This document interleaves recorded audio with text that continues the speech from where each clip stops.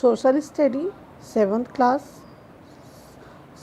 Class की social study geography chapter number 1 unit number 2 chapter है our environment. जैसा कि आपको सभी को मालूम है, वातावरण या हमारा पर्यावरण कह सकते हैं, जहाँ पर हम रहते हैं।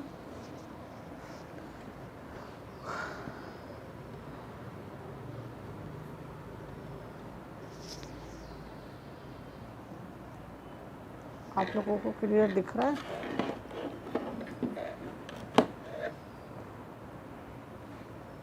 Environment. The terms environment refer to all the external conditions which the organism live the incorporates both the natural condition as well as those that modify the human in the bid to learn what exists natural and what has been the modified by human. A knowledge of our surrounding is very necessary. वातावरण वो चीज़ होते हैं जहाँ पर जीवित या जीवों को रहने के लिए ऐसा वातावरण उपलब्ध कराया जाए जहाँ पर वो आसानी से रह सकता है, चाहे वो प्रकृति के साथ हो, प्रकृति को मॉडिफाई करके आधुनिक तरीके से हमें उसकी जानकारी मिलती हो जो हमारे चारों तरफ ज़रूरी होती है। Component, there are two main compound is the our surrounding as the classified natural and man-made features. There are two substantive classification of the natural environment, physically and biological. पर्यावरण में दो प्रकार का हमारे पर्यावरण को हम वर्गीकृत कर सकते हैं कि पर्यावरण दो प्रकार से हम जीवन जीने के लिए उपयोगी होता है, जैसे कि प्राकृतिक इन्वायरमेंट और बायोलॉजिकल और भौतिक और जैविक environment. Natural environment, physically environment, it incorporates abiotic factors like the plants, mountain, climate, soil, rainfall, sunshine, earthquake, thunderstorm etc. Physically भौतिक पर्यावरण के रूप में हम देखते हैं कि जैसे पेड़ पौधे हैं, वहाँ का जलवायु है, मिट्टी है, वर्षा है, सूरज धूप है, या ये कहते जितने बिजली का चमकना है, भूकंप है, ये सारे चीज़ें फिजिकली इन्वायरमेंट के अंतर्गत आती हैं। Biological environment, it incorporative all living organism big and small. The biological environment is the formed by all kinds of the animal, plant and man self. Biological plant जैसे बायोलॉजिकल जैविक वातावरण में हम छोटे बड़े सारी चीज़ों को हम साथ में लेते हैं, जैसे कि मनुष्य है, जानवर है, पेड़ पौधे हैं, ये सारी चीज़ें बायोलॉजिकल या जैविक पर्यावरण के अंतर्गत आती हैं। अब आगे पढ़ते हैं हम। ये हो गया अपना नेचुरल इन्वायरमेंट, मतलब फिजिकली वातावरण और बायोलॉजिकल वातावरण। अब आता है man made environment. Man made environment it has three main features in including man made structure such as the road, building, bridge, canals, dam, agriculture, fields etc.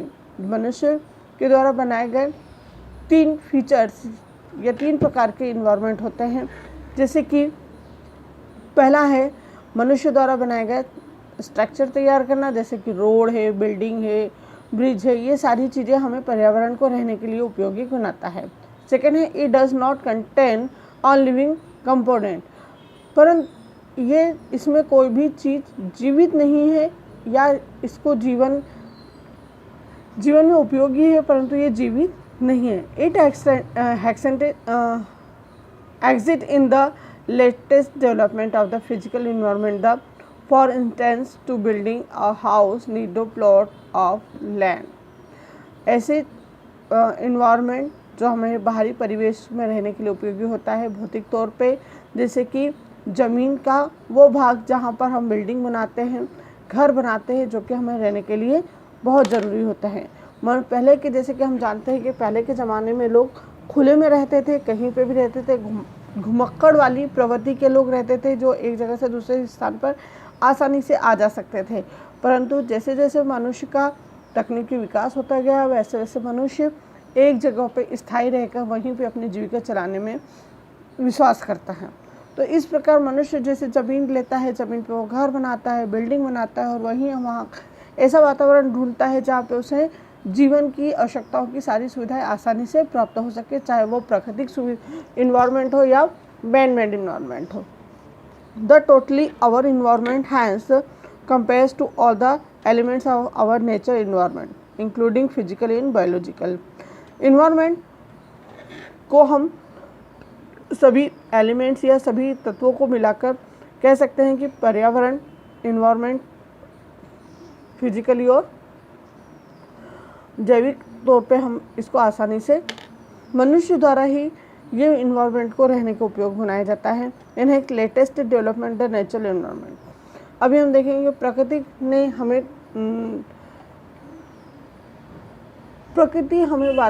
जिस वातावरण में हम रहते हैं उसको प्राकृतिक वातावरण कहते हैं, जिससे कि हवा, पानी, मिट्टी, ये सारी हमें प्रकृति ने जो धरोहर दी है, यह पर्यावरण या परिवेश में रहने के लिए उपयोगी होता है। परंतु जब हम इस पर्यावरण को बहुत ज़्यादा अधिक मात्रा में प्रदूषित करते हैं तो यही पर्यावरण हमें रहने के उपयोगी नहीं होता है।